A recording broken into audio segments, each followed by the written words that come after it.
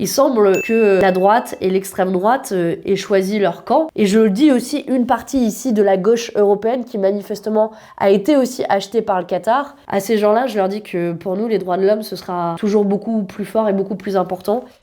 Bonjour à toutes et à tous, je vous fais cette vidéo un peu à chaud, juste en sortant des négociations sur un texte d'une résolution du Parlement européen visant à dénoncer les violations des droits de l'homme liées à l'organisation de la Coupe du Monde au Qatar. Manifestement, il y a des groupes qui n'en voulaient pas, qui ont voté contre et qui sont venus pourrir les négociations. Et à un point où je me demande en fait si autour de la table des négociations, est-ce qu'on avait des représentants des groupes politiques ou est-ce qu'on n'avait pas tout simplement l'ambassade du Qatar. Parce que à la suite de l'annonce de cette résolution, comme par hasard, l'ambassade du Qatar a multiplié les demandes de rendez-vous. Ils m'ont demandé un rendez-vous que j'ai décliné. Une partie des arguments qu'ils avancent, y compris dans la presse, sont des arguments qu'on a retrouvés dans les négociations.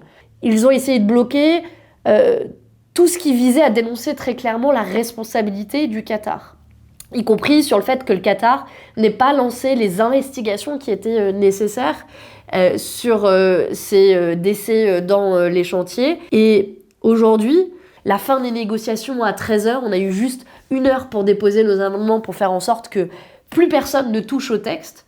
Eh bien, en réalité, tout ça c'est fait pourquoi ?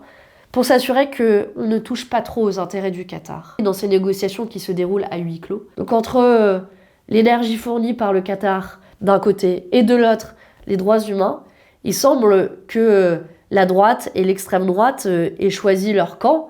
Et je le dis aussi, une partie ici de la gauche européenne qui manifestement a été aussi achetée par le Qatar. À ces gens-là, je leur dis que pour nous, les droits de l'homme, ce sera toujours beaucoup plus fort et beaucoup plus important. Mais j'espère que vous allez pouvoir nous soutenir en alertant sur ces négociations de couloir où semble-t-il le Qatar a une grande influence.